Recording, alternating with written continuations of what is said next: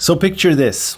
You're presenting a sound logo to $1 billion company. The CEO is sitting in the recording studio. After 2 years of work and hundreds of thousands of dollars in budget, hiring the best musicians in the world, and the CEO asks, did we test this? Are you kidding me? Now you have to explain why the decisions of countless musical geniuses probably matter more than asking the opinion of some random strangers drinking bad coffee in some drab meeting room. In this conversation, I pull back the curtain on what it's really like to create music for major brands for major money. The confidence you'll need, the politics you'll have to navigate, and the mindset you'll have to master if you want to be a handsomely paid musical craftsperson. Do you want to skip the $500 sushi bill that I once had to pay in order to learn these lessons? If so, you can grab our playbook below for the price of a burrito. It's got the scripts, the outreach templates, and the exact system that gets musicians with a home studio into rooms with Fortune 500 brands. Let's go. Yeah, the sooner you can press play and listen to it all the way through against the film, no matter how crappy it is at the moment, I think the better you feel about your progress. It's a huge motivator just to sketch on the piano everything that's going to happen, even though it's not going to be piano at all, just to have something to listen Right. to. It's super important. Yeah, absolutely, man. It's like just like one thing leads to another, right? And then the thing that started it all might never even make the final mix. Probably won't. Yeah. And so that's what I really like about the creative process, which is ultimately you this is how I think about it because it works for me. Because I'm less of a virtuoso composer. I don't read music. I don't play the piano. So I find myself almost DJing. Basically, the preview of the sample is showing me the track. And I'm like, will this track fit in my set? Will this sound fit in my set? Nah, it's a bit too soft or it's a bit too aggressive for what I'm trying to establish right now as an emotion. So I'm almost like a curator, right? And then I bring it in, the sound that, oh, okay, that could be interesting. And then you start playing it. And like as soon as you play the first note, you're like, nah, that's not the note. And it happens very naturally. But it's very interesting when you start reverse engineering it in like a very slow tempo, like re-looking at what you did and all the steps you did. And I found this very valuable when you're presenting to the client because we do this subconsciously almost, especially when you get seasoned. You're just banging out things and you're not really sure why you made the decisions you made. Things just feel right. But the thing is, if you're going to sell a client a $250,000 sound branding identity for their brand, it's not enough to say this just feels right.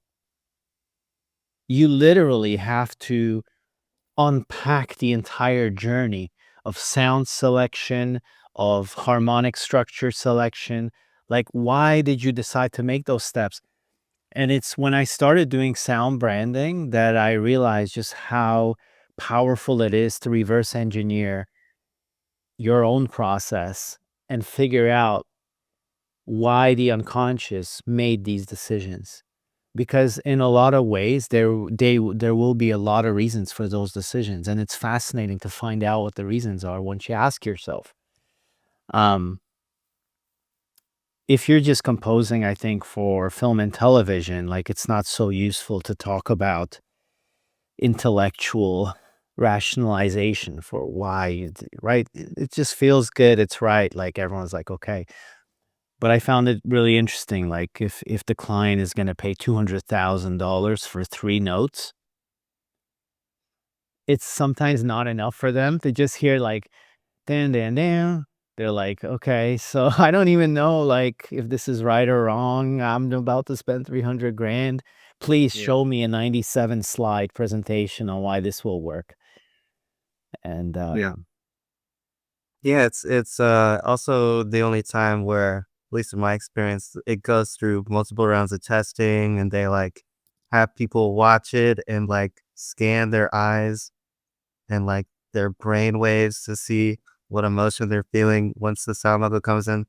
Yeah, it's taken very seriously because there's a lot of money involved and there's a lot of, reputation at stake every time a brand switches something major, whether it's a logo or a mascot or a sonic branding.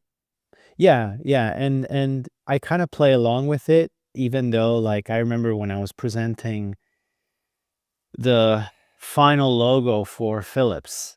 That process I think took 2 years and then some. In fact, I even like after I left Massive Music to start my own company, I was still getting hired to come back because they wanted to deliver a revision or presentation, and there had to be the project lead, and they just got used to me being the creative lead on it. But I remember one of the final presentations of the Philips sound logo was to the CEO of Philips in some studio in Amsterdam. Literally like them making sure that the limo of the CEO can actually park in front and drop him off, and like I was like, oh man, okay, logistics of presenting to CEO.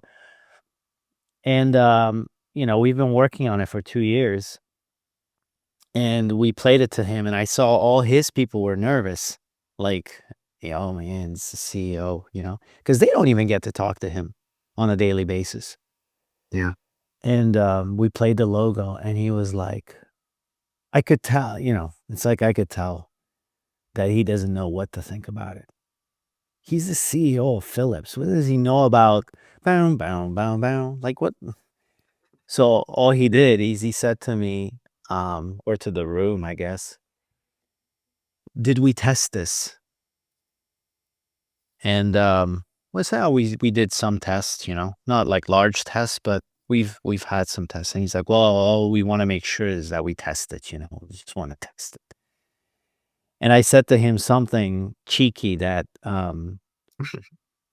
I said to him, I'm willing to do any research that will confirm my own hypothesis.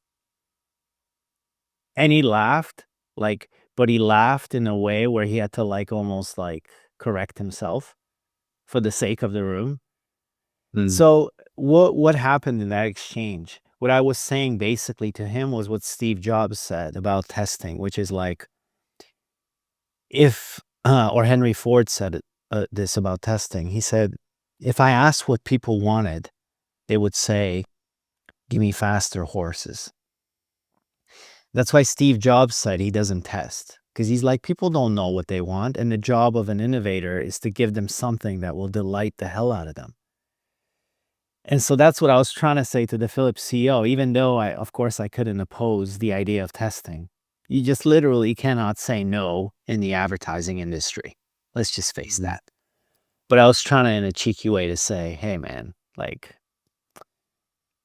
we've been doing this for a while.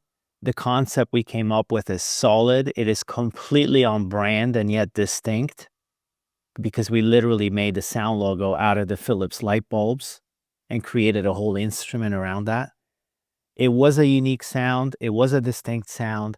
It did touch on the whole kind of life-giving and care thing that they were trying to go for, while at the same time expressing innovation. So a tender sound made out of their own light bulb turned into a digital instrument. Like, how is that for care and innovation at the same time? So you know what I mean? It's like expressing that confidence as a craftsperson that, hey, yeah, sure, I'll do testing, as long as they agree with what we've done here. Because I think no serious chef, for instance, or serious composer, or serious craftsperson or architect would wholeheartedly agree with, like, okay, so I've just spent my entire life preparing for this moment and then outputting this thing with my taste, my sensibility, my skills, all of that. Like, this is my life. Like, music is my life. I study it. I lose sleep over my compositions. I consider myself a diligent and earnest craftsperson. And now you're going to take my piece, which my conscious and subconscious has been deliberating for 2 years on, and you're going to put it in some bad looking room with cubicles and uncomfortable plastic chairs with bad coffee. And you're going to ask strangers from the street who have nothing better to do but gladly show up to this thing after their work and get paid $20 to express their opinion on this thing. Yeah. Yeah. So, okay, but I get it. Because I just expressed the craftsperson point of view. But why do I get why they do these things? And here's where the craftsperson mindset comes in and not the artist mindset. Because the artist would basically go, this is bullshit. I don't understand why they do this. But as a craftsperson in this business, you understand why they do this, because what we're doing is for those people. It's exactly for that person who has just worked a day job they don't like. They're about to go home to watch TV, to kind of release the stress, whatever, of everyday existence. We're making these things for those folks. So I'm not surprised that they play it for them and ask them for their opinion. It's just that very often the opinion they get back is pretty much the same quality as the folks yelling at their TV during the Super Bowl saying that the coach should have made a different play. Mm-hmm. Right? It's like, it's about the same. It's like, that's probably not a trendsetter. That's probably not the person who's going to define cultural direction for art, or like, let's say a brand that is artistic in some way, like Apple. Yeah, but I guess it's about putting the right people in the right room, right?